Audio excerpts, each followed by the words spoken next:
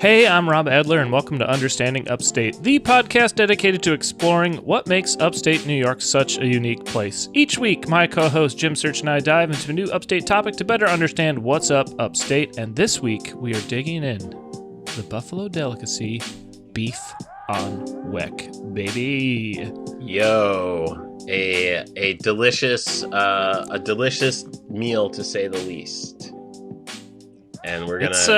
This has been on our potential episode list, like from the get-go. We've been holding on to beef and Weck for over a year. I'm excited to get into it. It's, big sandwich, big topic. It is. It's a very passionate discussion. I feel like I saw in preparation for this, I saw a lot of online boards and Reddit discussion about like beef on Weck. We'll get into it, but like there's not a lot written about it. Like I guess informationally, right? Like much discussed, much beloved, but like in terms of finding anything other than like recipes, like I really had to dig, but I found some good articles and whatnot. But yeah, for a sandwich that's over 100 years old, I had to dig a little bit to find some info on it. But we got some good stuff. Speaking of good stuff, Jim. Yes. It'd be great. It'd be really good stuff if the Speedy Freaks and Rattlesnake Pete's, our beloved listeners, subscribed, rated, and reviewed the show. That would be some good stuff. Sure. And make sure when you review it, you give it 5 stars. That's important. Yeah. And also we'll get into a less than 5-star review in a minute. We are, and it's important for us to discuss that. And also, when you do review and rate and subscribe and do all that good stuff, tell fellow upstaters about it. Right? That is how word of mouth is the best way. If you're let's say you're at the Speedy and Balloon Rally, you're just hanging out, tell a friend, pull a stranger aside and be like, you know what? There's a really great podcast that's all about upstate New York, and you should go listen to it. They have an episode on this very event. So you should do that for real. Tell everyone you know that lives in upstate New York that there's a podcast intensely dedicated to everything above New York City. I would also broaden that reach to all canal fanatics. Sure. Got a lot of great canal references. If you're a big fan of canals like I am, this is going to be for you. This is absolutely going to be for you. Well, as you had alluded to earlier, we do in fact have a review to go over. We have a review in, folks. Let's open up the mailbag, Jim. Sure. Let's get into it. Pretty good. This one comes to us from Origina Sin. Titled, also dropped off here June 9th, 2025, so a couple weeks ago. Titled Binghamton Parade Day, 3 stars. Now remember, folks. Oof, gutted. Definitely can't emphasize enough to leave 5 stars. Make it 5. You don't have to go lower than that. You really don't. Just make it a 5-star review. But 3 stars for I just want to say I don't think I'm being boastful when I say we put out the most comprehensive podcast episode on Binghamton Parade Day ever. Sure. Ever. 3 stars. Let's hear it, Jim. Well, and I would even offer to that lived experience. I have lived through so many of these. I am giving you firsthand account in detail of what has happened at that event. I digress. All right, here's the review, folks, from Origina Sin. Also, I want to say thanks for listening anyway, Origina Sin. Nonetheless, you took the time to listen, so we'll give you that. Here we go. The first parade was organized at a time of intense social upheaval in Ireland itself. There were multiple factions of Protestant and Catholic resistance to British political and social hegemony throughout the Irish states. In this context, the parade committee planned to raise the national flag for the Republic of Ireland outside Binghamton City Hall, adjacent to the set of local, state, and national flags. This action incited many, often adversarial responses from local citizenry, some of which focused on so-called Irish terrorists, nay IRA, and others that were equally upset that, at the time, other national groups were not being celebrated in similar fashion, a circumstance that was rectified more or less over time afterwards. Over time afterwards? I feel like those are a lot of words. Just going to say that. At the time of the first series of parades, there was an overarching political and social seriousness that is barely even a dim memory for most parade attendees now. Like a dim shadow cast by the minstrel show, it has become, despite the very contentious and often deeply sorrowful aspects of its origins in the tradition of Irish emerges. Thank you. All right. First off, where do we start, Jim? Yeah, where does one want to start here? As we had said this when first came in, two things can exist at the same time, folks. You can have multiple truths that are existing, such as this story of the origins, and me seeing someone shotgun a Four Loko in the middle of Court Street. I've seen they're both things can happen. We touched on the origins a little bit, and this is what I was alluding to earlier. There's not much info out there. Original sin. I tried. Short of contacting the local Binghamton Rotary Club for more information, more an oral history. Sure.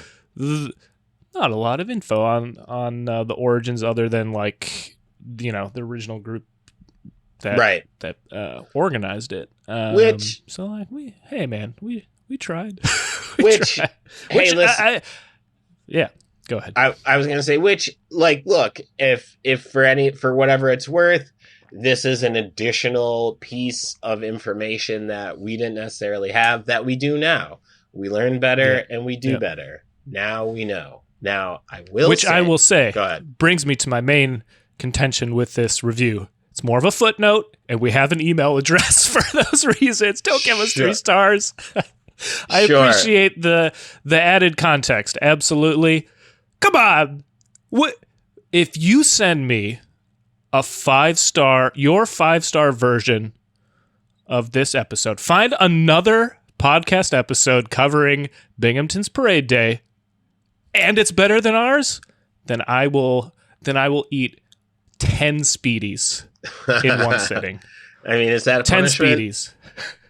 Is that the punishment though? I don't know.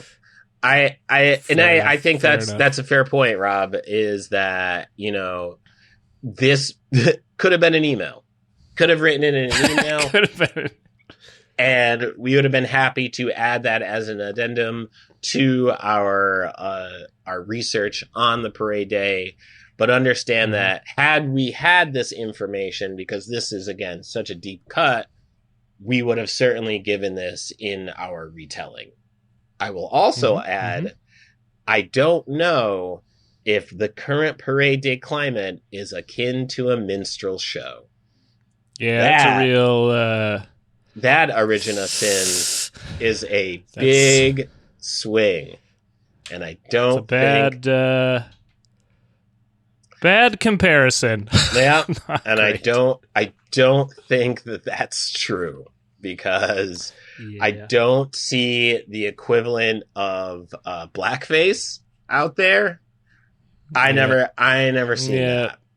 So I'm sure minstrel shows lampooned the Irish. However, their hallmark is the use of blackface, and therefore not a good comparison, to say the least. Safe to say they were racists. Yeah. Safe to say you could say that. So, in conclusion, Origina Sin, we appreciate you offering this additional information. We will also say, if there's anything that we miss in our review, be happy to drop that in an email and we will give you credit for it. And remember that the current climate of the parade is not a minstrel show. It's not. There we go. That is not how that works. All right. So that was. Hey, speaking of dropping us emails. Yeah. Someone did just that, Jim. Yeah. It's fucking wild, man. I was really happy to read it. People are really reaching out. And this comes from a newly minted Speedy Freak and Rattlesnake Pete named Steve. The email goes as such.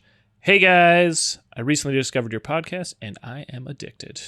I would love to hear an episode focused on Utica. The Stanley Theater might be of interest, or possibly the Utica Blue Sox baseball team. Regardless, keep up the great work and count me as a loyal listener. Boom! Oh, I'm sorry. Booyah! There it is. I'm out of practice. That's all right. But we're here. We're here nonetheless. Yeah. And thank you, Steve. Thank you for dropping us an email. Very dope of you to take the time to shoot us an email. Much appreciated for that.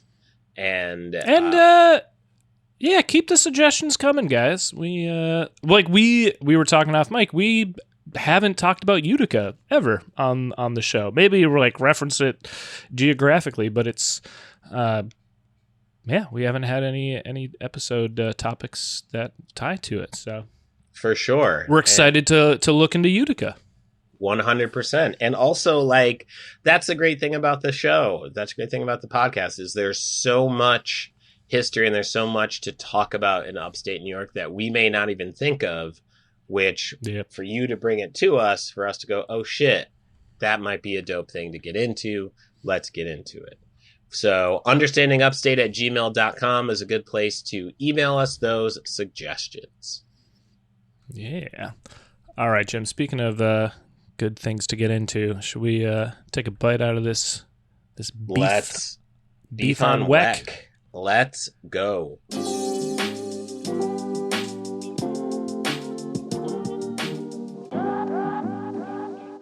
So beef on Weck is a sandwich found primarily in western New York, particularly in the city of Buffalo. It is made with roast beef on a Kummel Weck roll, a roll that is topped with kosher salt and caraway seeds.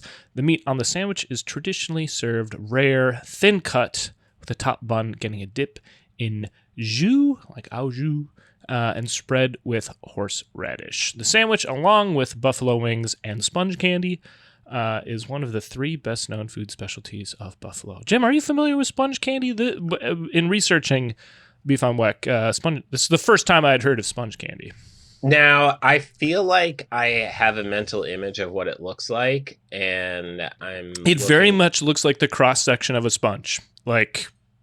Okay. Aptly named. Sure. I am not familiar with sponge candy. Well, we might have to throw it on the old topic list. I believe it was created for the Pan American Exposition, which we famously talked about. Maybe a year ago at this point. Sure. But yeah, it's another specialty. But we're not here to talk about sponge candy, Jim. We're here to talk about beef on Weck. So let's get into the origins of this sandwich. So the origin and history of the beef on Weck sandwich is not well established, but it is thought to predate the 1960s development of buffalo wings by approximately a century. This is an old-ass sandwich. Sure. It is believed that a German baker named William Warr, who is thought to have immigrated from the Black Forest region of Germany, created the Kummel Weck roll while living in Buffalo, New York. Warr may have based the Kummelweck roll on a special loaf left as a ceremonial offering for the dead, known in Swabia as Schwabische Seal, which is a thin roll resembling a baguette that is topped with salt and caraway seeds. The sandwich's creation is estimated to have taken place sometime in the mid-19th century, according to a butcher in Western New York. Just according to a random butcher in Western New York. Right. That makes sense to me. So this is yeah, I mean, this has far more history than the buffalo wing, but not, I would argue, as popular as the buffalo wing, because I think it's hard to sit down for a football game and dive into several beef on Wecks as it is a dozen wings. So I found we'll talk about it later, but a lot of the most interesting articles I found about beef on Weck is from the time of the rise of the buffalo wing, as it's gaining in popularity, particularly gaining popularity outside of Buffalo, New York. So it's this, like, people wrestling with, like, oh my God, our, like, food identity is changing, basically. Sure. So we'll get more into that. But even from that time, it was, Buffalo knew that beef on Weck was their food staple, but, like, it had been around for so long. It was just, I don't want to say there wasn't pride in it, but, like, there's an article I read, there's, like, nobody thinks about it. You just, like, you get it when you want it, and that's it. Right. No one's waxing poetic about beef on Weck is kind of the sentiment. So yeah, it's a real interesting kind of split between this and the buffalo wing. Let's see here. But jumping back into the origins, a local pub owner is said to have used the roll to create the beef on Weck, with the thought that the salty top of the roll would encourage his patrons to purchase more drinks. Smart. Smart indeed. A little more in-depth. This is from America's Test Kitchen. It's not clear who invented the sandwich or what Buffalo restaurant first started selling it, but its origins are linked back to a German immigrant named William Warr, who came to the U.S. in the late 1800s. A restaurant in the suburbs of Buffalo called Schwabel's, which we'll talk about more at length, has been selling beef on Weck for more than 100 years. Famously sold the sandwich for 15 cents at the Pan American Exposition in 1901, long before buffalo wings were even conceived. We'll talk more about Schwabel's. A lot of food tying back to the Pan American Exposition too. It's It's interesting. And I mean, we'll talk more about, I guess, sponge candy later, but I think the fact that sponge candy was created for the Pan American Exposition, it then spread throughout the country, and now it's available as, like, I think other regions and cities call it different things, but, like, people basically are like, oh, this is pretty great. And sure. So made their own sponge candy.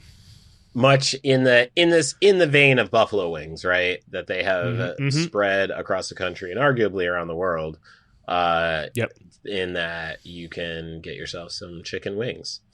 But the beef on Weck didn't take off from the Pan American Exposition. So here's something though that, as I was doing the research here on this side of this outfit here, is how, like, when you see pictures of it, the thing that came to mind was like, oh, you mean like Arby's roast beef sandwiches, right? Sure. So like, I tried to research of just like, did Arby's knock off the beef on Weck and then take it and mass produce it as like a, like the 50 cent version of it?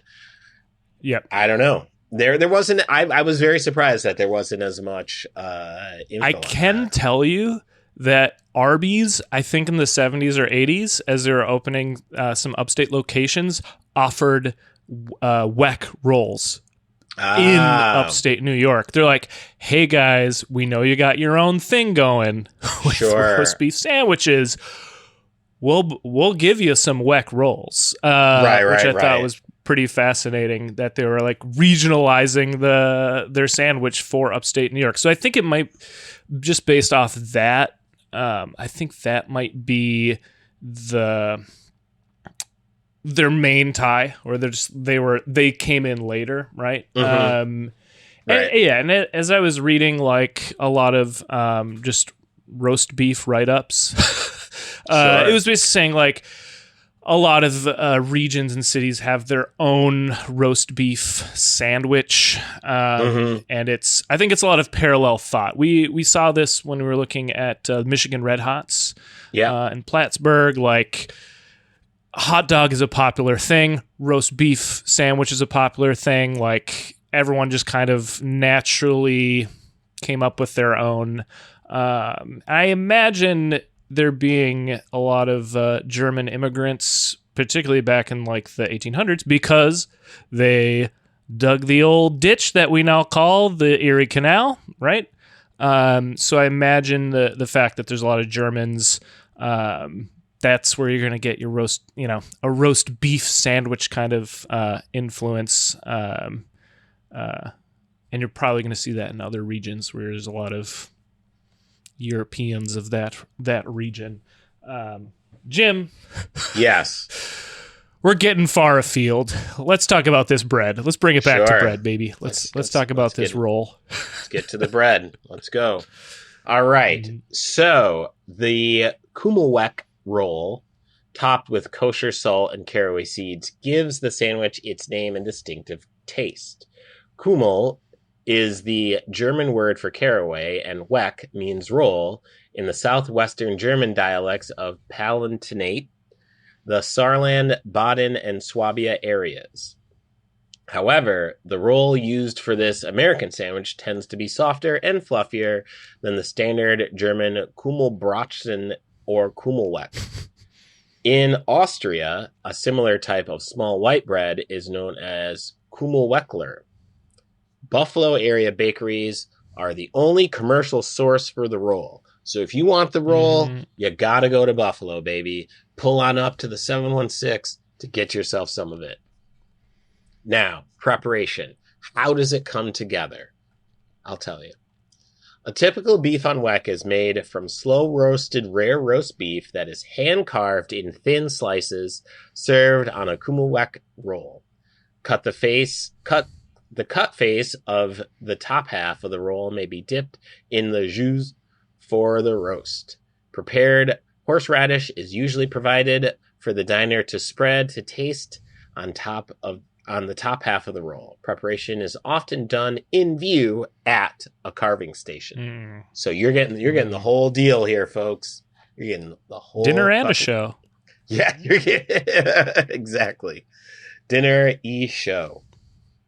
Now, popularity, right? We've talked a little bit about it.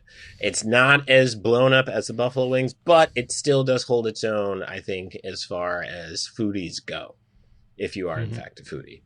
The beef on Weck has long been popular regionally and has gained a following in other areas of the United States where it has been introduced.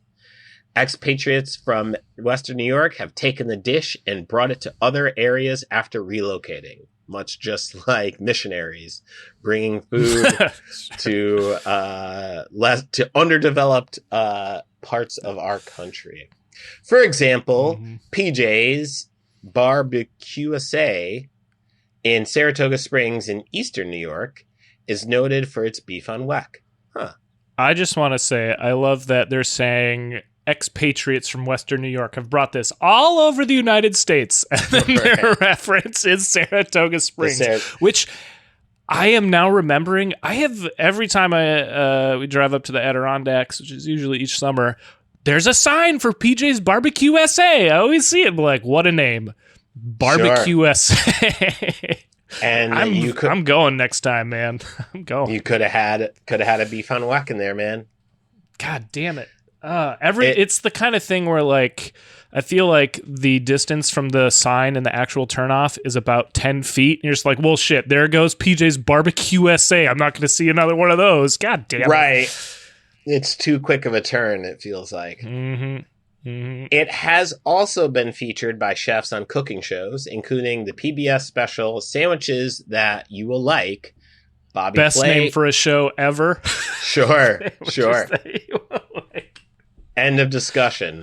You will like them.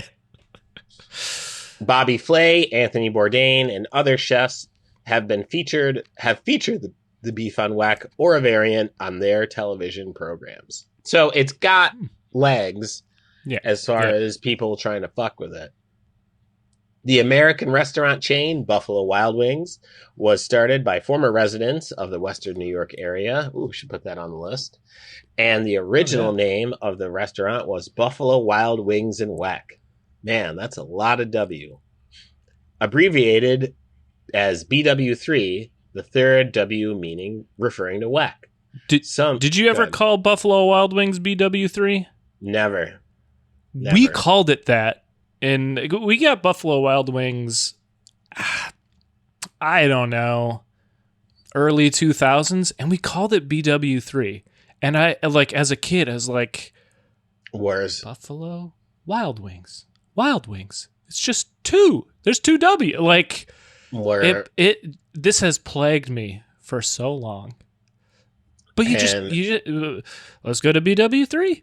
B-dubs eventually, but I was gonna say, is what it degraded down to. But yeah, we were calling it BW3 in Minnesota. Absolutely. Huh. Well, now we know. Mm-hmm. We know the story. Mm-hmm. Some still refer to the company with an extra W in its abbreviation, despite the fact it was removed in 1998. Yeah, it was never on the marquee. I've called it B-dubs. I didn't know that there was an additional W that existed in the name, and here I am wiser for it. There you go. The chain used to serve an updated version of the beef on Weck called the 35th Weck sandwich. Huh. Why does it say they used to? What are they doing? Go back to your roots. Bring it back. The Daily Meal reviewed the beef on Weck as a roast beef sandwich that dreams are made of. That's hilarious. In their article, 12 life-changing sandwiches you've never heard of. And now you have. There you go. I need to consume all of these articles and PBS specials about sandwiches that that I will love and will change my life. That will take you on a different journey, take you on a different route. Mm-hmm. Well, Rob, I've talked about this sandwich here and its popularity, but as we have come to know on this show, your diligence in research has brought us some articles, and would love to hear what those are all about. Look, I was unable to uncover the struggle of the Irish and its ties to the beef on Weck. TBD, more on that on future episodes. But I did find, again, a lot of really cool information from the time of where things are shifting more wing from Weck to wing, shall we? Sure. And this is this first one. It's not about that, but it's, I think, a great jumping off point. A lot of these are from the Courier Express, which is the periodical from Buffalo. This first one is from February 9th, 1974. This is, I think, like a little advert for the Jeffco Marine Restaurant. Let's see. Luncheon served daily from 11:30 a.m. Dinner from 5 p.m. Closed Sunday in cooperation with the Fuel Conservation Plan, which, holy shit, restaurants were closing during the gas crisis. Wow. That's crazy. I didn't know that. Oversized cocktails, cheese snacks, excellent food, beautiful view. Jeffco night at the movies every Saturday in March. Spine-chilling Exorcist, beef on Weck buffet after the movie, and bus transportation $8, tax included. Jim, the reason I love this is I don't know if whoever came up with this week's promotion had seen The Exorcist yet, but famously, it has projectile vomiting in it. It and sure I don't know if what you want to do is go to a beef on Weck buffet after seeing The Exorcist. I don't. I feel like the turnout was bad. had that week. Man. Yeah, that was my, that's maybe one of my favorite little articles I've ever come across. Yeah, you don't want to be staring at a buffet of raw beef after Linda Blair threw up. Yeah. Linda Blair threw up pea soup, inspired by the devil. All right, let's move on. So this next article is going to kind of speak to you a little bit more of what I was talking about earlier. This is also, again, from the Courier Express, this time from March 23rd, 1975. Article is called Roast Beef on Weck by Paul Lays. All right. Besides, does it really snow in July? The question most frequently asked by newcomers to the city of Buffalo is, roast beef on what? And when the waiter replies, on a Weck, the stranger raps the heel of his hand against his skull. Pardon me, he says. I thought you said Weck.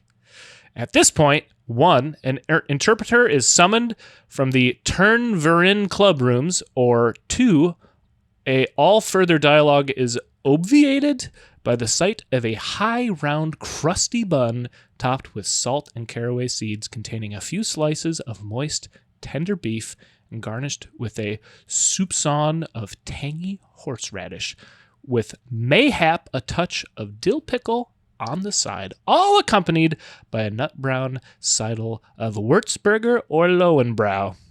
Ach du Lieber, cries the happy visitor. It is sad but true that only outsiders seem to truly appreciate this uniquely Buffalo civic treasure.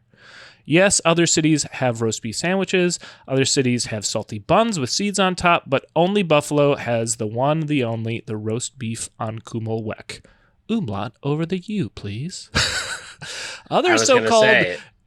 There's an umlaut over the U. There's a lot of umlauts in today's episode.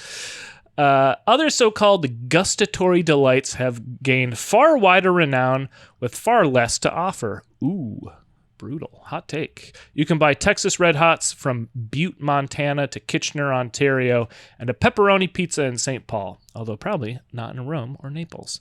Pilgrims journey by yak and camel to savor Boston's famous beans and later wonder why. And they probably have a taco joint in... yeah, right?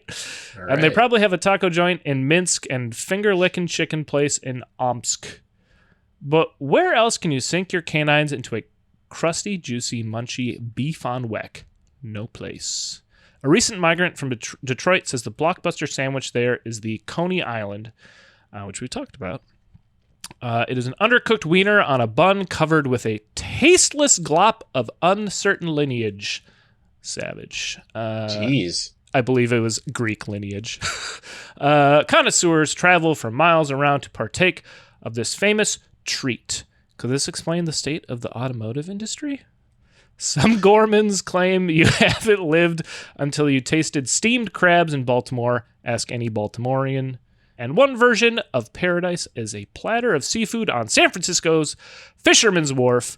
But don't forget a clothespin for your nose. I've been to Fisherman's Wharf. I mean, this is 1975. It is a delightful place. Didn't smell bad. Guys, I don't know. Who knows? Maybe things have changed. They're taking shots left and right on this. Really this are joint here, man. They really are. Here in Buffalo, meanwhile, a dramatic dining experience lurks on every other street corner and nobody notices except the tourists. Part of the problem is, no doubt, the indifference bred by long exposure. Beef on Weck has been part of Buffalo for so many years, it is as familiar as the pigeons on Grover Cleveland's statue. Most Buffalonians never give much thought to the beef on Weck other than that required to find one and eat it. A definitive history is not yet extant, but certain facts have come to light and are generally accepted, which is wild in that the information we have in 1975 is information we have now. It's 50 years later, the exact, as you'll see. Though this does give some more insight. Kummelweck seems to be an ersatz word, German only in the sense that chop suey and chow mein are Chinese. It apparently arose from combining Kummel, German for cumin, and caraway seed with Weck, which means roll, loosely translated. And kind of what I think you were talking about earlier with like the different rolls. There's no Kummelweck in Germany, right? There's like things that are similar and have a similar like word structure, but like there's just something made here. Right. Although born on Buffalo's German-American East Side around the turn of the century, where you could buy them for a penny each for 2 cents with mustard, which like, goddamn, like a whole double upcharge for mustard. The Kummel, that's brutal. That's brutal. Well, I feel like, yeah, if you're charging a penny, how do you like? You can't split a penny, right? Sure, like that's true. You can't charge like a quarter of a penny. You know what I mean? That's so true. I guess you can only go up from there. Yeah, what are we gonna do? The Kummelweck traces its ancestors back to Bavaria, probably in antiquity. Bread and rolls have been an important part of the Teutonic diet since early pagan times, when they were used in religious rites. Historians believe the peasants baked bread and rolls in special shapes and offer them to gods as sacrifices, cutting down wear and tear on the livestock and the population. This is probably how the gingerbread man got his start. Okay, not to mention animal crackers. His humble beginnings. Yeah. It is not clear whether or not the Kummelweck or its antecedents were ever used in pagan ceremonies. Since it looks more like a hassock than anything else, it hardly seems probable. What kind of god would be appeased by a hassock? Jim, what the fuck is a hassock? I don't know, man. But I don't know, but what this guy what really god would fuck with it. That's true. This guy really came with the beef on Weck jokes. Sure. At any rate, the beef on Weck was standard fare throughout the city of Buffalo by the 1930s. Nickel nursing victims of the Great Depression often made it a meal and a sandwich. It was widely available in neighborhood taverns for 15 cents, and some bars even offered generous sandwiches for a nickel to lure the budget conscious. Inflation babies may scoff at that, but you could get a platter full of food for 2 bits in 1935 if you weren't too particular about clean tablecloths. The trouble was, you didn't always have 2 bits in 1935. As recently as the 1960s, the best beef on Weck could be had for 45 cents, but the double-digit inflation of the 1970s and the much-trumpeted beef shortage ended the honeymoon. It is commonplace now to pay $1. That damn beef shortage, Jim. Sure. It's commonplace to pay $1, even in the more modest establishments. But then again, you can't get a beer for a nickel anymore either. Why is it that Buffalo has this marvelous civic asset which sends visitors home raving about the great sandwiches you can get in Buffalo, and it remains the best kept secret in North America? Well, the name is not exactly euphonic, for one thing. One can barely imagine Buffalo, home of the roast beef on Kummelweck, emblazoned on convention and tourist bureau stationery, or Cole Porter writing a lyric that says, "People say in Buffalo, even Kummelwecks do it." Some Canadian restaurant... I can imagine it. Yeah, why not? All those things sound great. Some Canadian restaurants offer a similar roll, which they call a Kaiser, which is easier to pronounce, but evokes memories of an automobile that went out of business and an emperor who did the same. All right. The best name for something to eat was coined by the Hare Krishnas, who have a delectable dish called Something Wonderful, which is what the group's leader exclaimed when he first tasted it. There is something wondrous about saying, "Pass the something wonderful, please." Ah, well. It is enough to know, perhaps, that in Buffalo, we are the lucky ones who can eat our Kummelwecks and have them too. Fame is only the perfume of greatness, and a haughty spirit goes before a fall. Guten Appetit, and pass the horseradish, please. Oh, wow. Yeah. So a little insight into, the standings of the beef on Weck. And yet, like, a lot of my research is kind of echoed in that most of what I found was just restaurant advertisements. Like, oh, we got a beef on Weck today. Oh, we're known for a beef on Weck. Like, literally, there were over 1,000 articles on the New York newspaper archive, and I would wager 90% were just, we got beef on Weck. Come for some beef on Weck. Like, beef on Weck on special today. Go see The Exorcist and have your beef on Weck buffet. There's not a lot of like beef on Weck think pieces, which even like that kind of food journalism is a more recent thing, right? But yeah, a little. I would say it seemed to be a little overlooked at different points. All right, Jim. Speaking of Weck to wings, this is gonna bring into the foreground that confrontation. Are you ready for winged victory? I think so. I think I am, but I don't know. We're gonna find out. All right. This, again, comes from the Courier Express, 1978, so a little bit later. This is from, looks like October 1st. Winged victory, mild, medium, or hot. And this is written as a dialogue between two men. So okay. I'll try and do some characters here. You're gonna do some vocal landscaping here? Yeah, we will drop in some effects and stuff. Sure. This is by Robert M. Boudin. It's unclear if this conversation actually happened or it's a fabrication. But I think what it says speaks true, if that makes sense. Okay, Metz said, tell me what happened. It was like I said, Metz. There I was in Memphis at a party at my sister's this July, and this guy, this guest, gets introduced to me and asks me where I'm from. What else? I'm going to take him face on, I said. I'm from Buffalo. And he said, retorted Metz, has the snow melted yet? Right, they all do. Right, that's what they all say, but this guy looks at me very closely and says, Buffalo? Buffalo. Those dynamite chicken wings come from. Wow! And he really meant it. No kidding. No kidding. That's what I think. You mean positive recognition? Right. That's what I think. It seems strange, but I think we could do it. We'd have to give up a lot, said Metz. A lot. Meaning Buffalo being seen in a positive light would be too strange a thing to swallow. I don't think it would have to be much to give up. We'd have to give up rating Polish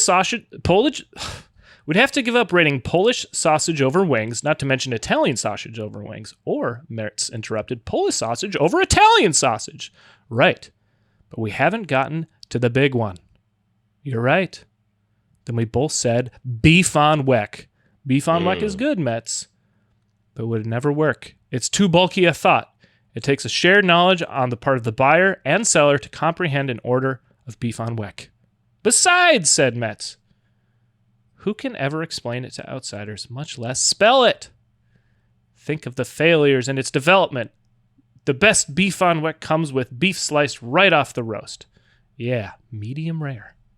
And very few outsiders will buy a whole roast to cook for a sandwich they don't fully understand or trust.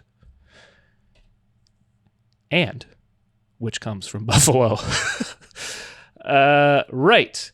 And oft times they will heat up the rolls in an effort to make a good thing better, thus melting the salt off the top and winding up with a roast beef sandwich on a soggy roll to reinforce their low opinion of Buffalo. Tough times. Yeah, this is hard. It is. But again, I think speaking to the, why it may have not taken off at the Pan-American right exposition. Not as portable as a chicken wing, despite it being a sandwich. Let's see. We're almost done with this dialogue. And what about making a beef on Weck out of pre-sliced, well-done, soaked in gravy beef? That turns into a great pre-sliced, well-done, soaky beef sandwich on an interesting roll. So either way, the beef on Weck loses in translation. That's how I came to embrace the wing thing, Mets. They are everywhere, held in low esteem, to be sure, but everywhere. You don't need special roles. How many times, agreed Metz, have you heard tales of outsiders visiting Buffalo and scoffing at the thought of eating chicken wings? Ugh, whereupon after the first bite, they wanted nothing else during their visit. Perhaps also Canadian ale, I added, but Canadian ale with wings. So what you're saying then, said Metz, is to mount a campaign to associate Buffalo with chicken wings and rid ourselves of the negatives of snow and cold and the misunderstood beef on Weck. That's it! We should print recipes on maps and official publications. The mayor could start a button-wearing campaign. Do your thing with wings. A huge chicken wing, medium hot, could be placed in the lobby of the convention center for all outsiders to see. Yeah, said Metz, growing excited. And if another pro basketball team comes here, it could be called the Buffalo Wings. Sure, and the sports writers could refer to them as hot, medium, or mild, depending on how they are playing. Buffalo, said Metz, thy name is Chicken Wing. That's the article. Wow. Go ahead.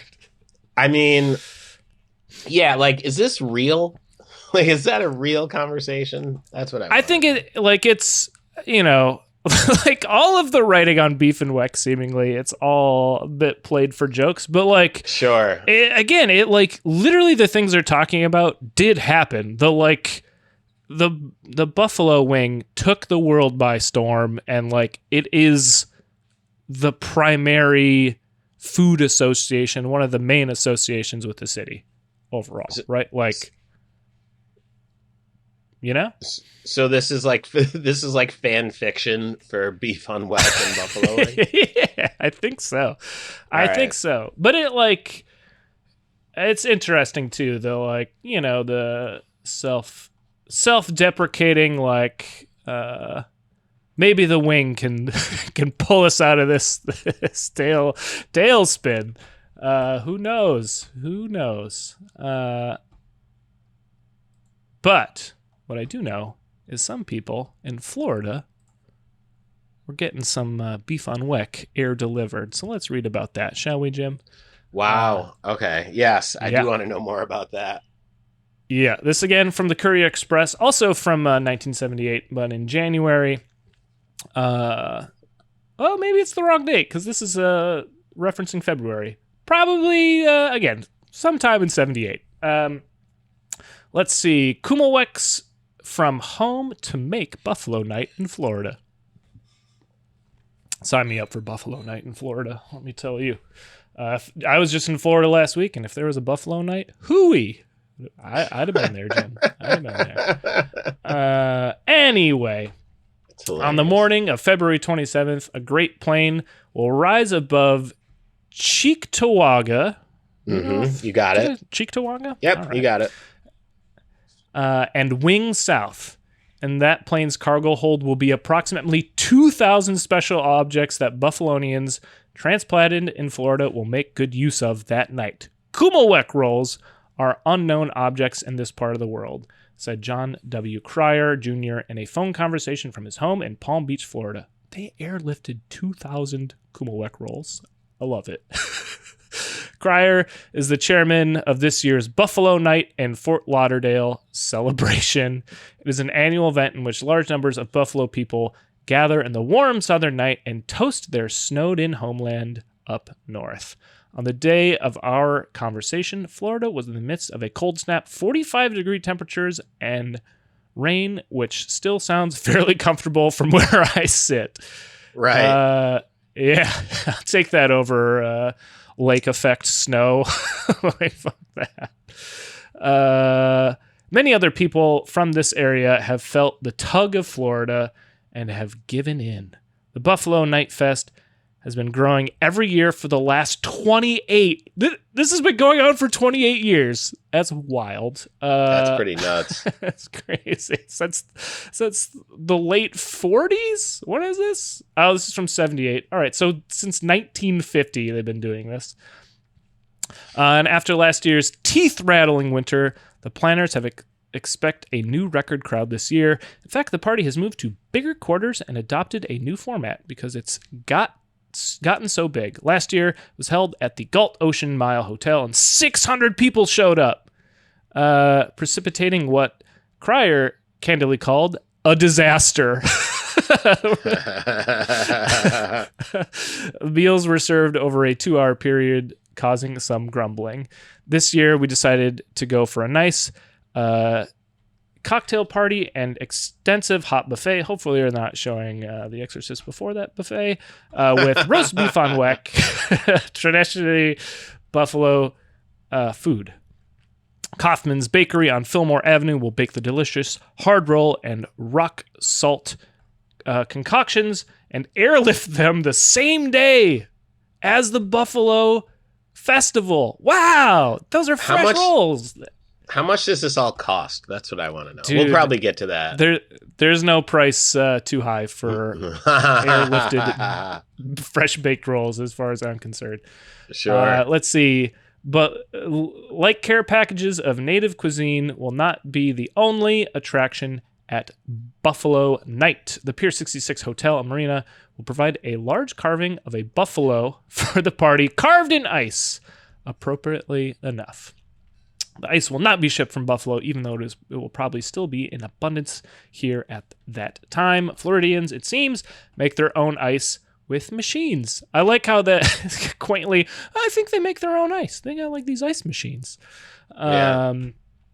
And in the sky above Fort Lauderdale, the Goodyear blimp will spell out Buffalo messages for the amusement of the partygoers. This is a huge fucking event, man. That's wild. Get the Goodyear blimp involved. Kreider did not specify what those messages might be, but I have a few suggestions. Anybody have jumper cables? There hasn't been a plow down my street since June. Please remove boots before entering, and so on. Those are hacky jokes, man. The blimp will be there, weather permitting, which again is appropriate. Jim, what do you think a ticket cost in 1978? We've got an advance and a door ticket. Let's go for the door ticket. What do you think? You're showing up day of, just like the rolls. What do you think? $25. $25 in 1978? Yeah. It was 15. So by your guess, a deal. But I still $15 in 1978 is, that's got to be, I don't know, more like 40 or 50 in today's dollars. Right? Like, that's how they afforded it. It was fucking expensive to go to this thing. It was a true gala, it sounds like. It really was. And there were 1,000 tickets available. And the way this thing has been growing, they may all be gone by February 27th. In Buffalo, tickets will be available at the Place, Coles, and Shenanigans restaurants, or they can be obtained by contacting John B. Taluska. That's crazy that they're selling tickets in Buffalo for this.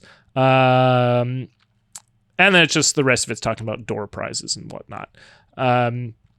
Pretty crazy Buffalo That's night. Wild.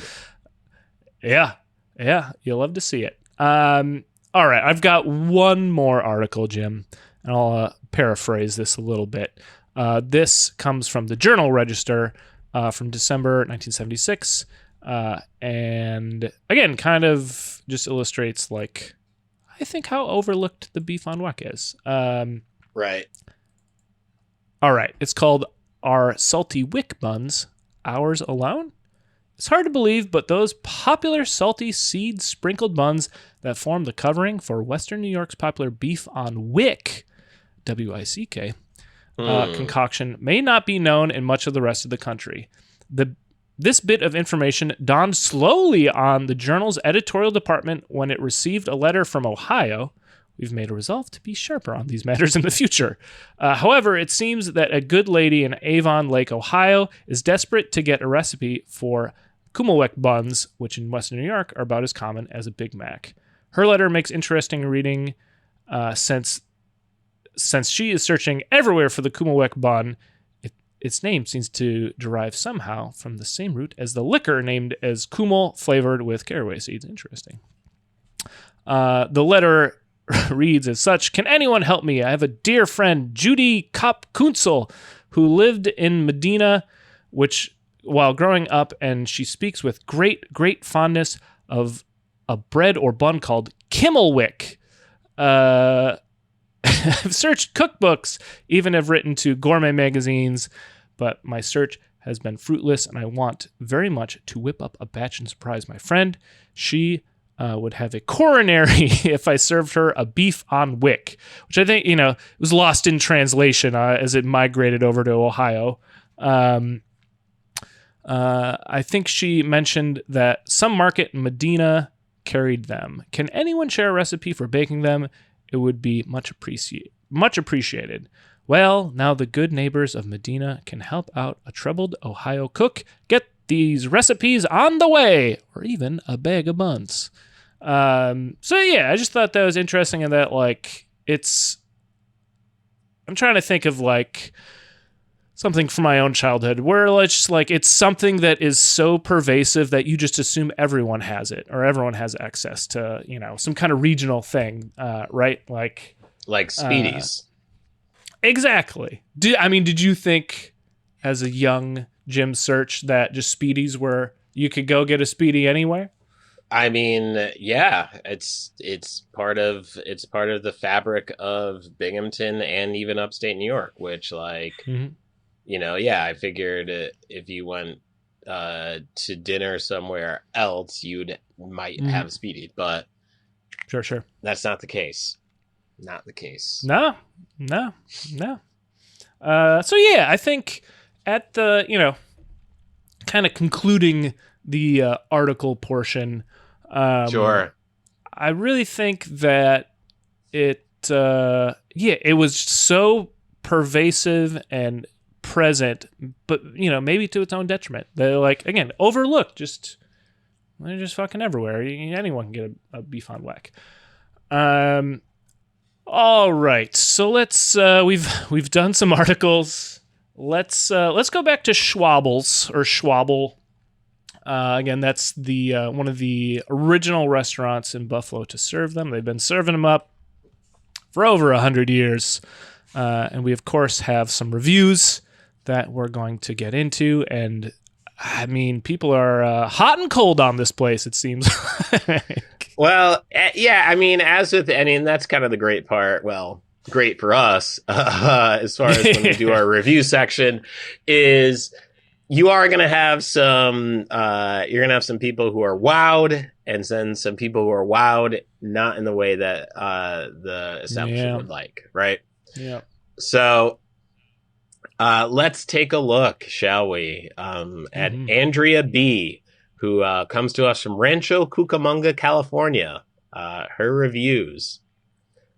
5 stars. 5 stars. This place was so yummy. Had a very local feel, and I love the white dress uniforms the waitresses wear. I even got to chatting with the women across from me. I stopped in here before my flight yesterday. The roast beef was delicious, and the seasoning on the bread was delicious. I need us to use a different word. You can't use the same word twice in a sentence. But it's her review, not mine. I ordered a side of pickled beets as well. They were delicious on my sandwich. As I walked in, the carver was slicing the different cuts of meat at the counter behind me in the main dining room, which was fun to see and smelled amazing. This was a great last stop during my time in Buffalo. There's only about 12 tables inside and a full bar. Very cozy place for lunch, especially to get out of the cold. Andrea couldn't have been more enthused. Now, just as the pendulum swings one way, Speedy Freaks and Rattlesnake Pete's, it will swing back the other, because we've got Steve C. from North Tonawanda, New York, on April 21st, 2025. 1 star. Oof. And it goes like this. It's tough. Do not eat here if you want an enjoyable experience. There are plenty of places in Western New York to get a nice, juicy beef on Weck. This isn't one of them. When I saw $16.99 on the menu for a beef on Weck, I figured it came with the side dishes, right? Nope. That's just the sandwich. It was horrible. I had to literally pull the beef apart with my fingers. It was so tough and stringy. That's just the food.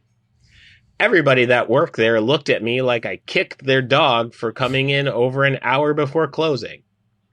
Little did we know that they actually closed at least 30 minutes before the sign said they did.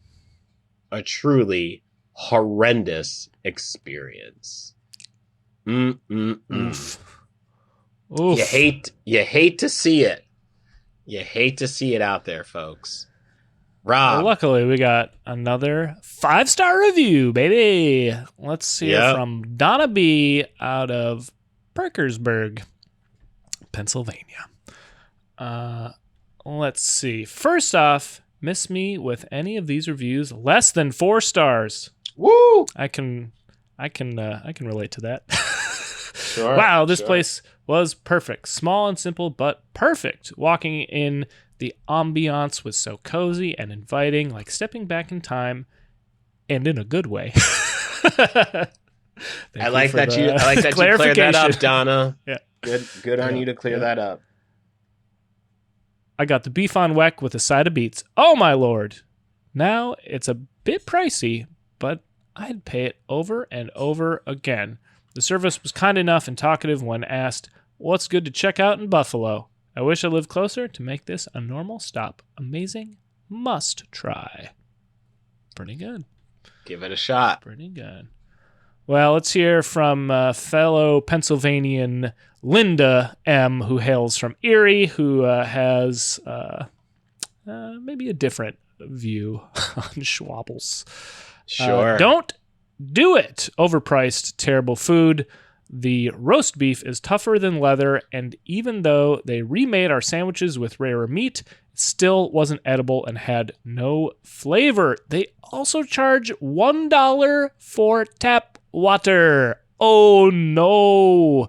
And there's a little picture here. Right. Due to the current economic conditions, we are no longer serving tap water without another beverage. And that's from 2022. That's crazy, man. That's pre-tariff. Like water? Yeah. Water. Not even bottled water. You just charging for tap water? Dude. I could have brought it from home. I could have brought my own tap water. That's crazy. You got to do better, man. Rough. Ay, caramba. Woo. That's rough. Well, Jim, do you think we did it? Did we cover beef on Weck? Have we? I'd like to think so. I'd like to think so. Yeah. I think we did it, and I look forward to. I don't think I may have alluded to it, but I've never partaken in a beef on Weck, and I'm looking forward to it more than I ever have because I love me a sandwich. More than you know, folks. More than you know. Hey, you know what will help us out more than you know, Speedy Freaks and Rattlesnake Pete's? If you subscribe, rate, or review the show. If you have a footnote, also email us. That will help us out in the future. Yeah, email the footnotes. I mean, listen, tell us how great the show is. Tell us what something that we covered was cool. Yeah, you know what I mean? But if you have an actually, drop that in an email, and then look, we'll read it out. Look, listen, no one's going to ever fully cover a topic. There is always going to be something that is missed, and if you find that thing, within reason, of course, folks, don't do a fucking deep dive. That's you got better time than that. Just enjoy the show for what it is. You put this podcast on while you're cleaning your house. You put this podcast on while you're on a drive. You know what I mean? You're grilling Speedies. You got to kill some time. Yeah. You're grilling Speedies. You're having a natty light. You maybe got in a fist fight at the Oakdale Mall. Whatever, right? Whatever. But just know that use your footnotes sparingly is what we're trying to say here. There you go. Well, hey, if you're not looking to use your money sparingly, I think we got some things that our listeners could maybe partake in. Got any recommendations, Jim? I do. I sure do. All right, so here, check it out. Let's say you just left Schwabbles and you are crestfallen, right? Your heart is broken. You went in for a beef on Weck, but what you got was a beef on whack. It sucked. No. Yeah, it sucked. It was tougher than leather. The chef in the kitchen called you a bitch. You hate it. You hated it. There's one review where like the cook in the kitchen was just fucking screaming about having to Are you cook. Serious? Oh, yeah. Really? Yeah. Oh, wow. Yep. Oh, he went in. Jim, I really want to go to Schwabbles. It sounds like they will yell at you. They will yell at you for ordering food. So all this has happened, right? You're fucked up in the game. You are lost, misguided, and undecided about what's going on out there. Well, allow me to give you the North Star that will redirect you, recalibrate your existence. And that is Upstate Understandings. It is a comedy album. This is my very first comedy album, in fact. It's worth it. Go buy it. There's only CDs left. There's no more vinyl. Lo siento. Oh, man. It's a true tour de force, of course, produced by my good friend Rob Adler, and album art by Adam Russell. It is a incredible take of what life is like in upstate New York. So go buy it. Jimsearch.bandcamp.com is a good place. You can still get some CDs. You can still get tape. There are digital downloads. It's on all digital streaming platforms. If you don't want to have a physical copy, I strongly encourage a physical copy. And also there's like some merch and some really great shit in there that you could buy too. Jimsearchcomedy.com is a good place to find show dates, because I tell jokes on stage and people laugh at them. Sometimes they get mad at me, but whatever. And that is and of course jimsearchcomedy.com. Once again, go do that and all that fun stuff. Rob, they've purchased everything, yet and still have discretionary income in these uncertain times. They have money to blow. Where can they do it?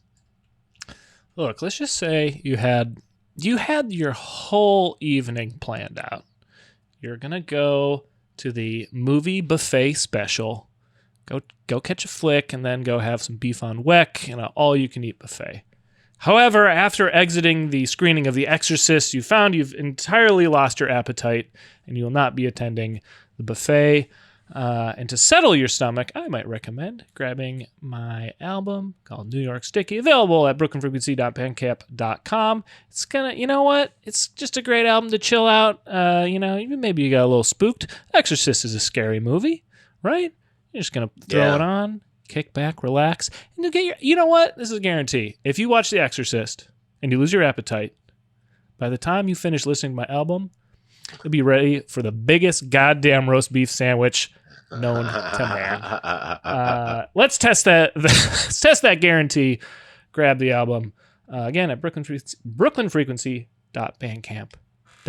Also check out the documentary we made. It's a behind the scenes look at the making of Jim's comedy album that he was talking about. It's called Understanding Upstate. It's kind of the part of the origin of this podcast. Go check it out. Link in the description for all of the things we just mentioned. Speaking of mentioning things, what are we going to be mentioning a lot on next week's episode, Jim? Do you have a little hint for our listeners? I sure do, man. Make sure you bring your playbills and dress up for what we're about to go to. Oh, dress up. I don't think we've used a dress up pun yet. Pretty good. That's wild in that we're at episode 87. Yeah, and dress up.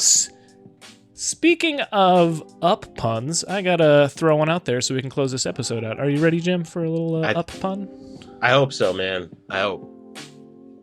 Well, I need to slather up my beef on Weck with a little horsey sauce. So let's get on out of here, Jim. There you go. There it is.